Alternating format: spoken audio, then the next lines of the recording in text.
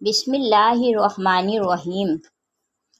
جب کوئی انسان استغفر اللہ کہتا ہے تو اس کے جواب میں اللہ کیا فرماتے ہیں؟ استغفر اللہ پڑھتے وقت بندے کے ساتھ کیا ہوتا ہے؟ کہیں آپ یہ غلطی تو نہیں کرتے؟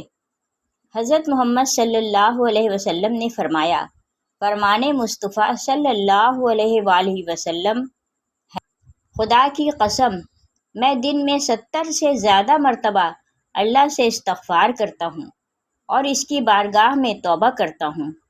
بہت سارے لوگوں کی زبان پر استغفر اللہ کے الفاظ ہوا کرتے ہیں۔ کوئی غلط بات ہوئی تو انہوں نے استغفر اللہ پڑھا تو لوگ استغفر اللہ کہنے کے عادی ہو جاتے ہیں۔ استغفر اللہ کا مطلب ہے کہ اے اللہ تو ہمیں بخش دے۔ صرف استغفر اللہ کہہ دینے سے آپ کی توبہ قبول نہیں ہوتی، کیونکہ استغفر اللہ عام طور سے جو لوگ بولتے ہیں وہ ان کی زبان پر رٹے ہوئے الفاظ ہیں، تو بس وہ استغفر اللہ ان کی عادت میں ہے۔ تو عادت میں ہونے کی وجہ سے اگر کوئی انسان استغفر اللہ بول رہا ہے تو اس سے اس گناہوں کی بخشش نہیں ہوگی۔ آپ صلی اللہ علیہ وسلم نے فرمایا، گناہوں پہ شرمندہ ہونا توبہ ہے، اور جب کوئی انسان اللہ کی بارگاہ میں توبہ کرتا ہے تو اللہ تعالیٰ 7ویں آسمان سے پہلے آسمان پر آ کر ایک خاص نگاہ ڈالتا ہے، ایک توجہ فرماتا ہے اور بندے سے کہتا ہے، میرے بندے آؤ، میں کب سے تیرے انتظار میں تھا، لوٹ آؤ، اپنے رب کی مرضی کی طرف لوٹ آؤ، اپنے رب کی مغفرت کی طرف۔ ایک جگہ اللہ فرماتا ہے، اے لوگو، ایسی جنت کی طرف دوڑو جس کی چوڑائی اور لمبائی آسمان و زمین کے برابر ہے، اور اپنے رب کی مغفرت کی طرف دوڑو۔ تو اس لیے جب کوئی بندہ اللہ تعالیٰ کے سامنے توبہ کرتا ہے یا استغفر اللہ پڑھتا ہے تو اللہ تعالیٰ 70 مرتبہ جواب میں اس کو لبیک کہتا ہے۔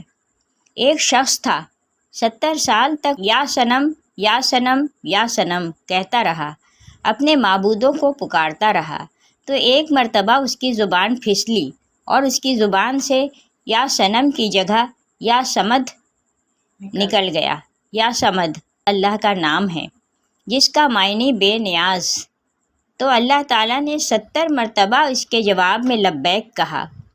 ایک روایت میں آتا ہے کہ 70,000 دفعہ اللہ تعالیٰ نے لبیک کہا، یعنی اے میرے بندے تیرا رب حاضر ہے۔ تو یا صنم کر رہا تھا، دھوکے سے اس کی زبان سے تیرا نام نکلا، بلکہ یہ تو تجھے جانتا ہی نہیں ہے، یہ تو ساری زندگی یا صنم کرتا رہا۔ تو اللہ تعالیٰ نے فرمایا کہ اے فرشتوں خاموش ہو جاؤ، اور فرمایا کہ مجھے معلوم ہے کہ یہ مجھے نہیں پکار رہا، لیکن دھوکے سے ہی صحیح، لیکن اس نے اپنے معبود حقیقی کو پکارا تو ہے۔ اگر میں نے بھی اس کے سوال پر اس کو جواب نہ دیا تو پھر مجھ میں اور ان میں کیا فرق رہے گا؟ جس کو یہ 70 سال سے پکار رہا ہے، کوئی بندہ دھوکے سے بھی رب کو پکارتا ہے تو اللہ تعالیٰ اس کے لیے ثواب بھی لکھتا ہے اور اس کی طرف متوجہ بھی ہو جاتا ہے۔ تو اگر ایسے ہی کسی انسان کی زبان پر استغفر اللہ جیسے الفاظ رہتے ہیں تو یہ بے فائدہ نہیں ہے، بلکہ بہت اچھی چیز ہے۔ اور اگر انسان نے اس نیت سے استغفر اللہ پڑھا کہ اس نے جو گناہ کیے ہیں ان کی معافی مل جائے تو اس کے تمام گناہوں کو اللہ تعالیٰ معاف فرما دے گا۔ جو استغفار کو لازم کر لے، اللہ پاک اس کی تمام مشکلوں میں آسانی، ہر غم سے آزادی، اور اسے وہاں سے روزی دے گا جہاں سے اس کا گمان بھی نہ ہو۔ استغفار سے دلوں کا زنگ دور ہوتا ہے۔ جب بندہ اپنے گناہوں سے توبہ کرتا ہے تو اللہ کریم لکھنے والے فرشتوں کو اس کے گناہ بھلا دیتا ہے، اسی طرح اس کے اعضاء یعنی ہاتھ پاؤں کو بھی بھلا دیتا ہے، اور زمین سے اس کے نشانات بھی مٹا ڈالتا ہے، یہاں تک کہ قیامت کے دن جب وہ اللہ پاک سے ملے گا تو اللہ پاک کی طرف سے اس کے گناہ پر کوئی گواہ نہ ہوگا۔ حضرت سیدنا حسن بصری رحمۃ اللہ علیہ کے پاس ایک شخص آیا اور اس نے خشک سالی کی شکایت کی۔ آپ رحمۃ اللہ علیہ نے اسے استغفار کرنے کا حکم دیا۔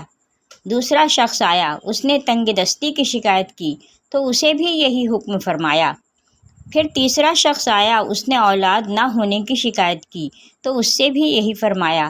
پھر چوتھا شخص آیا، اس نے اپنی زمین کی پیداوار کم ہونے کی شکایت کی تو اس سے بھی یہی فرمایا۔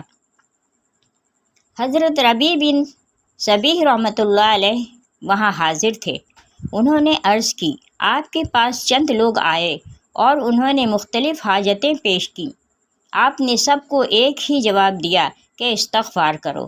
تو آپ رحمۃ اللہ علیہ نے ان کے سامنے یہ آیات پڑھیں جن میں استغفار کو بارش، مال، اولاد اور باغات کے عطا ہونے کا سبب فرمایا گیا ہے۔ ترجمہ کنز الایمان۔ تو میں نے کہا، اپنے رب سے معافی مانگو، بے شک وہ بڑا معاف فرمانے والا ہے۔ تم پر موسلا دھار بارش بھیجے گا اور مال اور بیٹوں سے تمہاری مدد کرے گا اور تمہارے لیے باغ بنا دے گا اور تمہارے لیے نہریں بنائے گا۔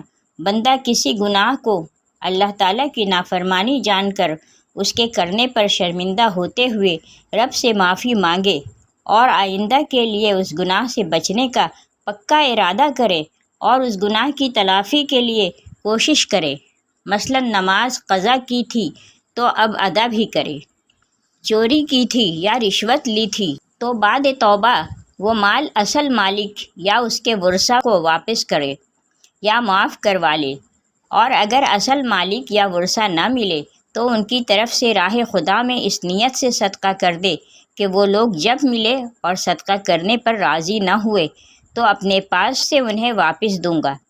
توبہ و استغفار کی تمام تر اہمیت اور فضائل کے باوجود بعض بد نصیب نفس و شیطان کے بہکاوے میں آ کر توبہ و استغفار کرنے میں ٹال مٹول سے کام لیتے ہیں۔ توبہ کا موقع ملنا بھی بہت بڑی سعادت کی بات ہے۔ بہت سے لوگوں کو توبہ کا موقع بھی نہیں ملتا اور وہ بغیر توبہ کیے اس دار فانی سے چلے جاتے ہیں۔ موت کا کوئی بھروسہ نہیں، اس لیے ہمیں بھی بکثرت توبہ و استغفار کرنی چاہیے۔ قرآن مجید میں ارشاد باری تعالیٰ ہے کہ اللہ استغفار کرنے والوں پر رحم کی بارش کرتا ہے اور ان کی طاقت میں اضافہ فرماتا ہے۔ اللہ رب العزت قرآن مجید میں ایک جگہ فرماتے ہیں، اور میں نوح علیہ السلام نے اپنی قوم سے کہا، اپنے رب سے اپنے گناہ بخشواؤ اور معافی مانگو، وہ یقیناً بڑا بخشنے والا ہے۔ وہ تم پر آسمان کو خوب برستا ہوا چھوڑ دے گا اور تمہیں خوب پے در پے مال اور اولاد میں ترقی دے گا اور تمہیں باغات دے گا اور تمہارے لیے نہریں نکال دے گا۔ استغفار اللہ کی خوشنودی کا سب سے بڑا ذریعہ ہے۔ ایک حدیث مبارکہ ہے کہ اللہ پاک توبہ کرنے والے بندے سے اس شخص سے بھی زیادہ خوش ہوتے ہیں جس نے اپنا گمشدہ اونٹ پا لیا ہو۔ ہم لوگوں کو ہر وقت استغفر اللہ کہنے کی عادت ڈالنی چاہیے۔ اس کے علاوہ ہمیں چاہیے کہ ہم ہر وقت اللہ کا ذکر کریں۔ اللہ کی یاد سب سے بڑی چیز ہے۔ آپ صلی اللہ علیہ وسلم نے فرمایا کہ اٹھتے بیٹھتے چلتے پھرتے اللہ کا ذکر کیا کرو۔ جو لوگ اللہ کا ذکر کرتے ہیں وہ زندہ ہیں، جو اللہ کا ذکر نہیں کرتے وہ مردہ ہیں، بلکہ مردار ہے۔